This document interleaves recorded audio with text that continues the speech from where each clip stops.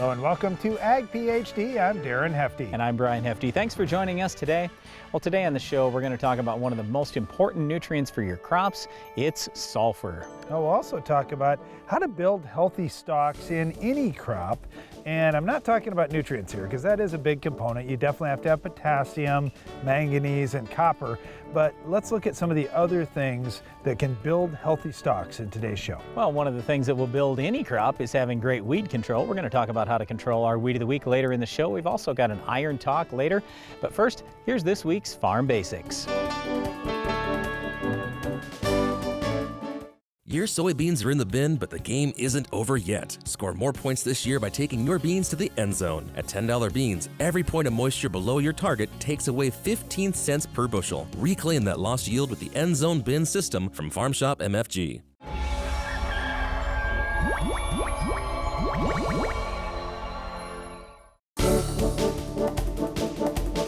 During our Farm Basics time today, we're going to talk just a little about our upcoming Ag PhD winter workshops. Just like every other profession, farmers need to do some continuing education. You always need to be learning about what's going on. And this is one of the real keys. As Brian and I were growing up, our dad talked to us about being lifelong learners. And if I ever mentioned, it'll be so nice when I get out of school, then I won't have to have all these classes, he'd just chuckle and say, you're just learning how to learn. Now the learning really begins once you get out of school.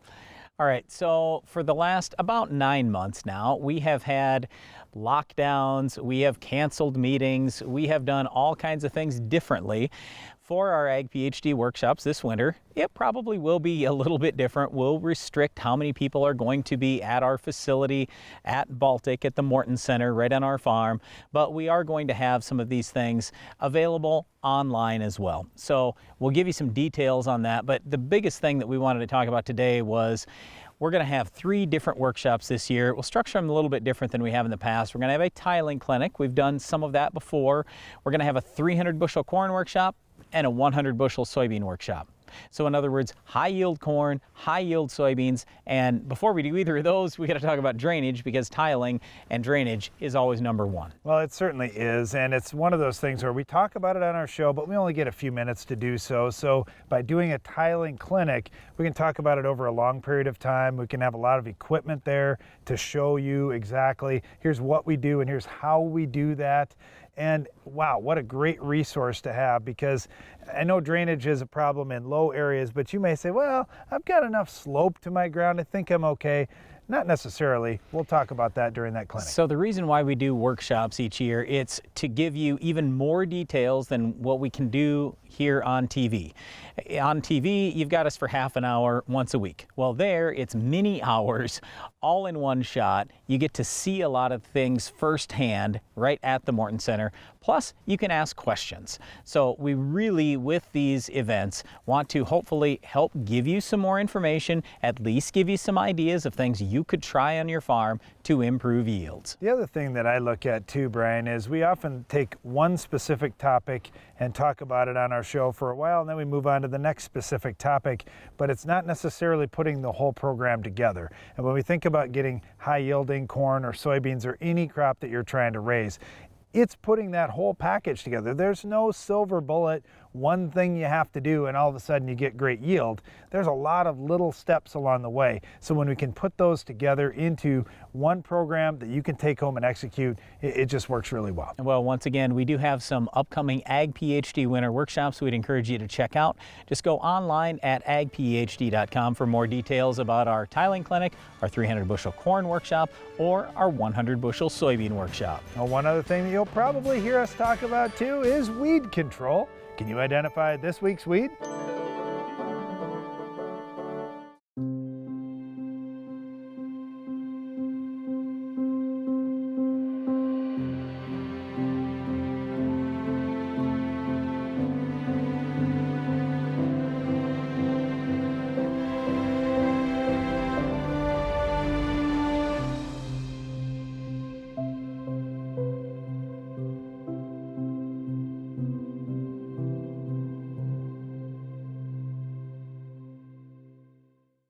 Who says harvest should be the only rewarding part of the season? Sure, ending a successful year of planning and planting is a very gratifying moment. But with the Bayer Plus Rewards program on your side, it doesn't have to be the only one. By helping you earn and redeem cash back on seed, herbicides, and other eligible products you use throughout the entire season, you can reap the benefits all year round. So contact your retailer to learn how to get more from your crops and put more in your wallet. Bayer Plus. Rewards are always in season. Downtime during spraying can lead to huge yield losses. Keep rolling with the Pentair Hypro Force Field. This pump features a unique self-regulated chamber that allows the pump to run dry while eliminating cracked seals, so you can spray longer and more reliably. Learn more at pentair.com/hypro. Wherever you are, whatever you're doing, whenever you want. In your life and on your farm, Case IH AFS Connect gives you more control. Monitor your operation, manage your fleet and your farm data your way. Case IH. Rethink productivity.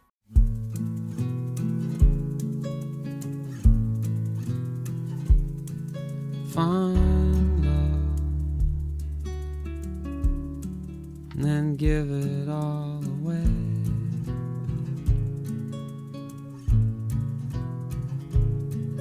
Find love,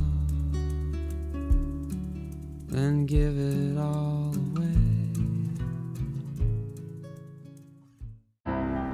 Across the country and across county lines, no two operations are alike.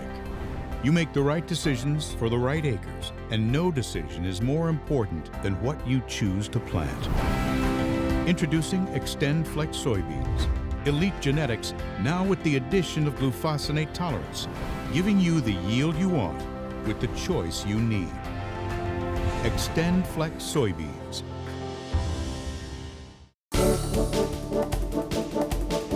Ag PhD, we talk a lot about raising high yields, and to do that, you've got to have a great stalk with whatever plant you're trying to grow so that that yield stays there and doesn't just fall onto the ground.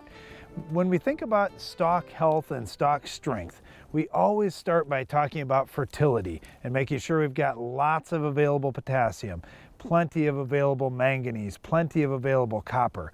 And in most cases, when we hear a stalk issue, that's where it starts. Hey, I'm short of one of those three. Great, let's go ahead and fix that, apply some more, get it into your crop. But if you've got all of those bases covered, here are some other things that you want to look at to have healthy stalks on your farm.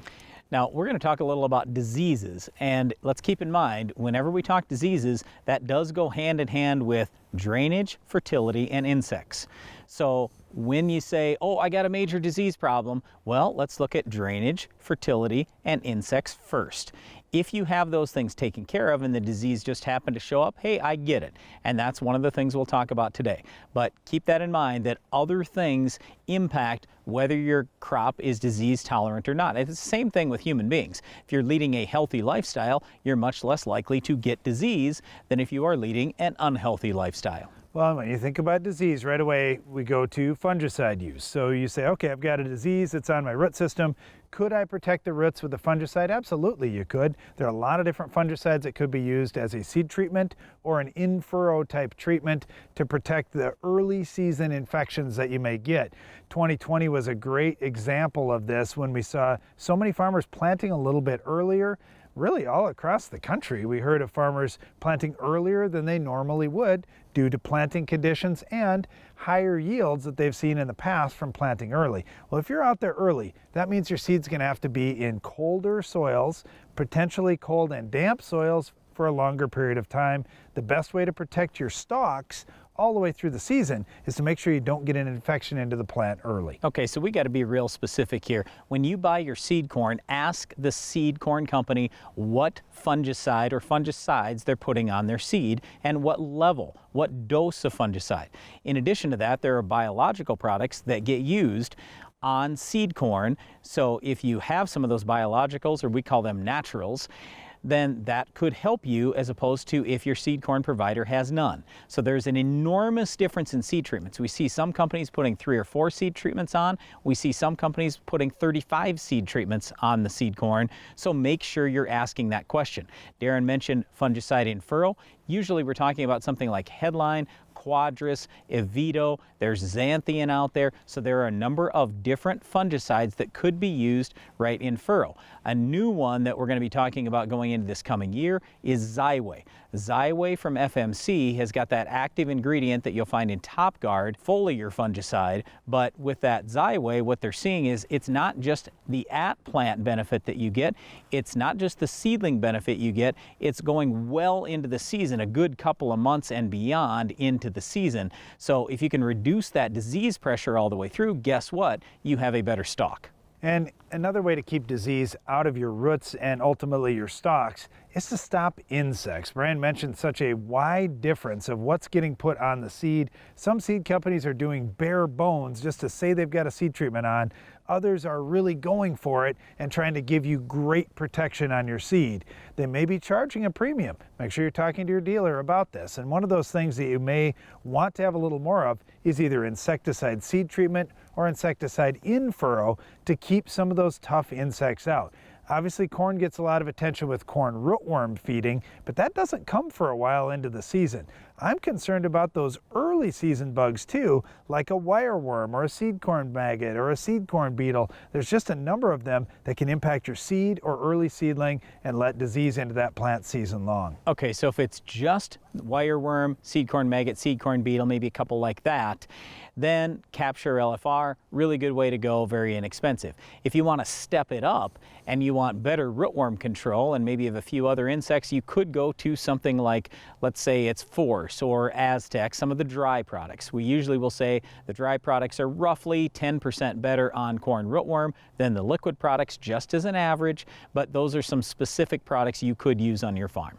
Yeah, the other thing here, there's a lot of room for growth in the biological market. We're seeing the biological products having a lot of value in furrow and on the seed because they move and grow with that developing root system and developing plant. So that is kind of exciting too. All right, specifically there, we've been for years talking about quick roots and the advantage that we had. Well, again, it's not necessarily disease control, but when you have more nutrients or just flat out a healthier plant, it's less likely to get disease, which means you're more likely to have a good stalk and have that stalk stand all the way until your corn dries down. Because quite often the stalk does great, and it's great all the way until the corn is 22% moisture. But between 22% moisture and 15% moisture, it all falls apart. So what we're trying to talk to you about here is making sure that every step possible has been taken so the corn can dry down. Otherwise, you're forced to have to go out there and harvest wet corn. So I mentioned quick roots, but there are also things like Nutricycle, Microcycle. There are a lot of different products out there. Just talk to your retailer about what they have found works well in your area. Well, besides delivering more yield for your plants, one of the things that having healthier stalks can do is improve crop canopy to choke out weeds like our Weed of the Week. We'll show you how to stop this tough weed later in the show. Maintaining your crops is as important now as it's ever been. Howler, a revolutionary fungicide from AgBiome, can help. It provides long-lasting protection from a broad spectrum of foliar and soil diseases that affect crops. Howler is OMRI listed, has multiple modes of action, and has minimal pre-harvest and re-entry intervals. It's flexible, easy to use, and is available right now. Visit agbiome.com/howler to learn more. Success isn't just about maintaining your operation, how you make out for the season, or how much you can get from each acre. It's about doing precisely what needs to be done to feed your crop and grow your legacy, all the way down to the last drop. AgroLiquid Precision Crop Nutrition. Apply less, expect more. Find a retailer at agroliquid.com. When you apply phosphate fertilizer, it binds to calcium in the soil, becoming calcium phosphate, essentially tooth enamel. How much of this tooth do you think will become available to your crop? NutriCharge doubles your phosphate availability by protecting it from calcium fixation. Call it a day. one more post. One more bucket. There's always one more to be done. One more field. To be earned. To be found. For us, it always has been. And always will be. One more bushel.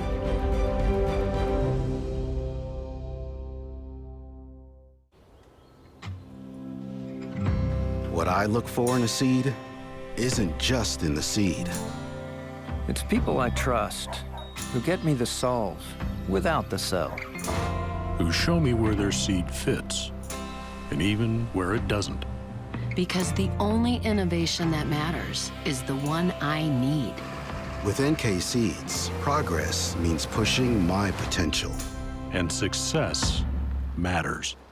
Where we have run the Soil Warrior, we have harvested the best corn we have ever harvested in the history of Wrenwood Farms. Now, I'm kind of always wanting to push the envelope to see what else I can do to help enhance that emergence. Their ride is so much smoother. Their seed placement is even better. Where we had our best emergence and we've had our best yields was where we ran the Soil Warrior.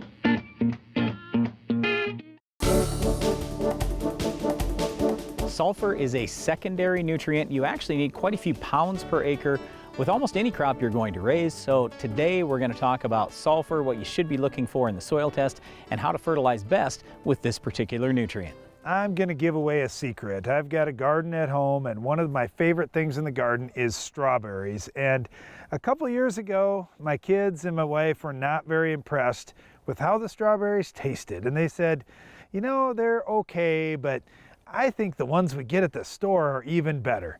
Boy, that was crushing for me, and I thought, I'm not going to let this happen again. So I got some calcium sulfate, or gypsum, and delivered that into my garden. I spread gypsum all over at a pretty high rate because I wanted to deliver more sulfur. The result was 2020.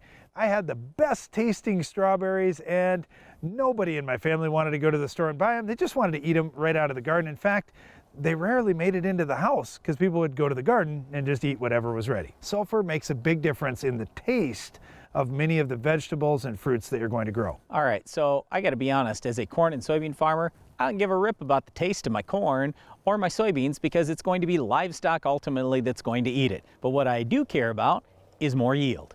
And as we know with corn, for example, nitrogen is probably the #1 nutrient most farmers are going to fertilize with. Well, guess what? If you have an adequate level of sulfur out there all the time, you can be more efficient, or your plant can be more efficient at using the nitrogen that's provided. So in other words, if you have the right level of sulfur out there, you don't need to spend as much money on nitrogen. That right there is a big deal. But sulfur is so important in so many things in that plant, and that's why, again, it is a secondary nutrient. It's not a micronutrient. A lot of people lump it in with the micros. Well, when you need 10, 20, 30, 40 pounds per year, that's not a micronutrient. You've got to get sulfur out there if you want top yields. Here's the problem with sulfur though, Brian. It doesn't move around once it's in the plant. And yes, it moves around in the soil, but you're not going to get enough sulfur all throughout the season if you don't plan for it. You're all of a sudden going to have, yeah, I put some on at planting time, but then by mid-season it was gone and I'm sulfur deficient in the upper part of the plant when I really need that sulfur to help me with test weight, late season plant health, and ultimately yield. So in other words, if you're short on NP or K, you'll see discolored leaves on the lower part of the plant. Low phosphorus is purple, low nitrogen or potassium, yellow leaves on the lower part of the plant. With sulfur, it's going to be on the upper part of the plant. That's where you'll see the yellow leaves if it gets super severe and you've got a major deficiency out there. But the whole thing here is Darren mentioned how it does move in soil. It doesn't move in the plant, but it does move in soil.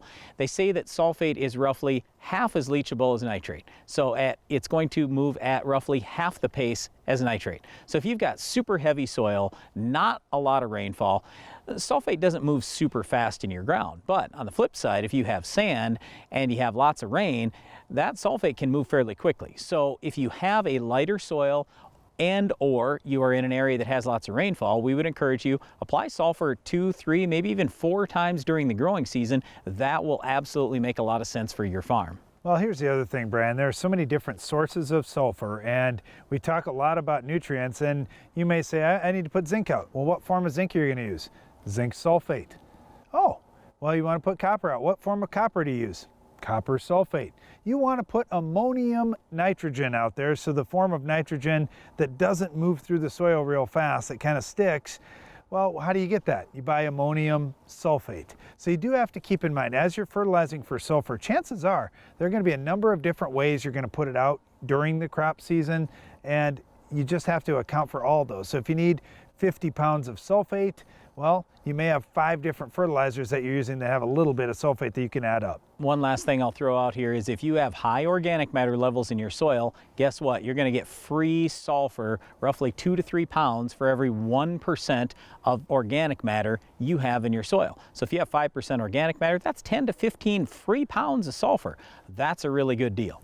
What we'd encourage you to do is check out the Ag PhD fertilizer removal app, look at your crop, look at the sulfur needs, and make sure you're fertilizing with sulfur. Most years you will find that sulfur doesn't stay in the soil super well, especially in that light soil where you have lots of rain. So be adding sulfur on a fairly regular basis if you want high yields and good tasting vegetables. Well, sulfur will definitely help your crop yield more, but it'll also help your crop fend off our weed of the week. We'll show you how to stop this tough weed coming up next. The Weed of the Week is brought to you by Corteva Agriscience, Agriculture Division of Dow DuPont. Finish the fight against tough weeds with the Enlist Weed Control System.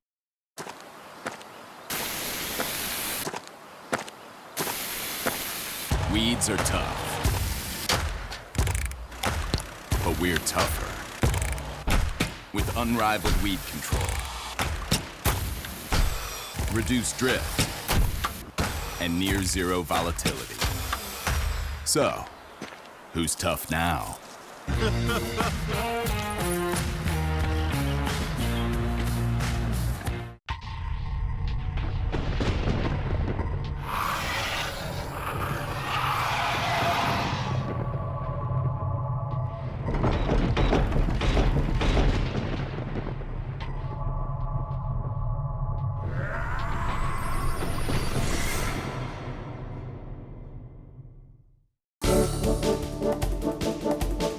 Our Weed of the Week is Biennial Wormwood Sage, and the name alone gives it away. This is a biennial or a 2-year plant. All right, so if you're doing conventional tillage on your farm, you're already saying, I don't even see that weed. I don't know what you're talking about. I never have that as a problem. But if you're in strip till or no-till, or you're just converting to strip till or no-till, this is one you need to pay attention to. Okay, so in soybeans, this is where it seems like we have the most problem. I will tell you, Roundup's fairly good on this weed yet, but you have to use a good, strong rate. Also, metribuzin really helps. So yes, the PPOs are fairly good like Valor and Authority, but make sure you put metribuzin along with that. To throw Prowl out there, trifluralin, that's not going to make a lot of difference, but we always like the 3 Pre's just in general for weed control. Here's what I like, Brent. I like Fall Valor with a high rate of 2,4-D, or if you're going into Extend or Extend Flex soybeans, a high rate of dicamba with the Valor in the fall. That just works awesome. Yep, so in these herbicide tolerant traits, whether it's Enlist or Extend or Liberty Link, you've got those options: dicamba, 2,4-D, Liberty, Roundup. So lots of different things will get this under control in soybeans. Turning to corn, I'd probably start with Verdict, follow post-emerge with Status. I agree. And then in wheat, I really like to put Sharpen out up front. And I know it costs a little money, but it works very well. You can use a high rate. You can add some methylated seed oil to it. You can even add some Roundup to it in a burn down situation and do a nice job on this weed. Yep, post-emerge in wheat, I'd probably go Husky, but usually wheat can choke this weed out, except for, of course, if it's in year 2 and it's already huge by the time you're seeding some spring wheat. Well, yes, our Weed of the Week Biennial Wormwood Sage is a tough one, but you can get it under control in your crops. Stay tuned. Iron Talk is coming up next.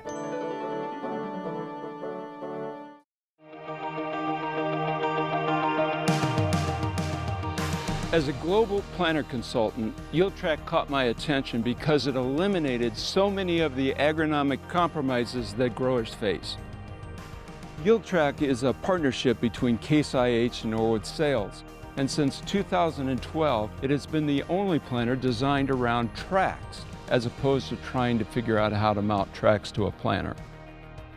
The results are a stronger, faster, and lighter machine that gives uniform seed depth placement while carrying more fertilizer and seed at a 14 psi footprint or less, impacting yields 8 to 19 bushel per acre depending on the wetness of the planting season, with a greater response the wetter the spring. Contact Norwood Sales to learn more on using a yield track planter to improve your farm's profitability.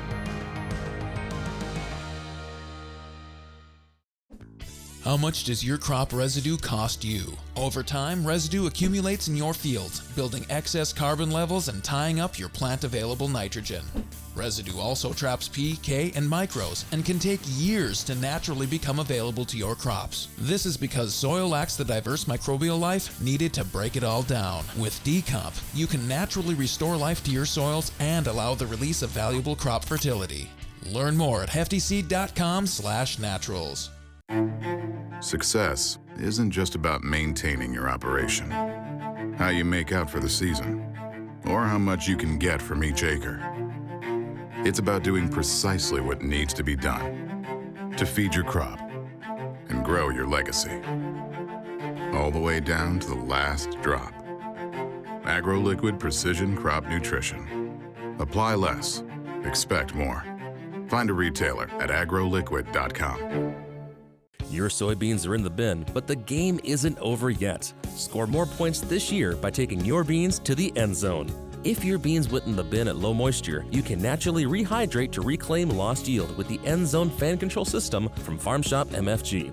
At $10 beans, every point of moisture below your target takes away 15 cents per bushel. That means raising 9% moisture beans to 13 can increase your profits by 60 cents per bushel. Score more yields in the end zone from Farm Shop MFG. Iron Talk is brought to you by Case IH.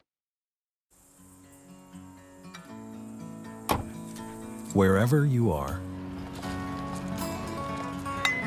whatever you're doing, whenever you want. In your life and on your farm, Case IH AFS Connect gives you more control. Monitor your operation, manage your fleet and your farm data your way.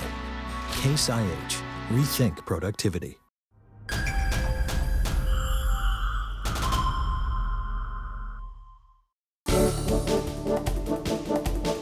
If you want to have fantastic yields, one of the first steps is to handle your seed delicately. We'll give you a few ideas in today's Iron Talk.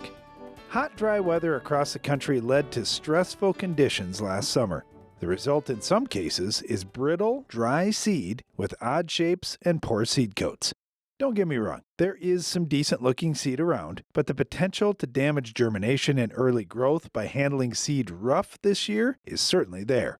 If you're locking in your seed supplies for the coming year right now, it's also a good time to ask about new and better ways to be gentle with the seed. Here are a few things to keep in mind. First, belt veyors. Belt veyors are much more gentle on seed than augers or even vacs. You just have to be careful to load them so they don't hit a metal piece at the end of the auger or drop a long distance into a bin, wagon, or truck. If soybeans can land on a pile of other soybeans and drop no more than a foot or two, you'll end up with much less breakage and internal damage to the seed. Second is moisture. If you can use bin fan controls to get the moisture content of your soybeans up to 12 or 13%, you'll have a lot more forgiveness in handling than if the beans were 6, 7, or 8% like many that got harvested in 2020. Third, temperature. Warmer temperatures result in much less damage to seed. If beans are above freezing and your air temperature is 2, you will be in much better shape. Even if your seed is in great shape, you still need to handle it gently, as seed is a living, breathing thing. Be careful to preserve the germination, vigor, and yield potential of your seed this season. That's all for today's Iron Talk, and now back to the show. That's it for our show today, but before we go, we want to invite you to check out the Ag PhD radio show on SiriusXM channel 147 at 2 p.m. Central each weekday, or you can catch our podcast as well. And don't forget about our next TV show, because you'll want to see our next Weed of the Week, Farm Basics, Iron Talk, and a whole lot more. I'm Darren Hefty. And I'm Brian Hefty. Thanks for watching Ag PhD.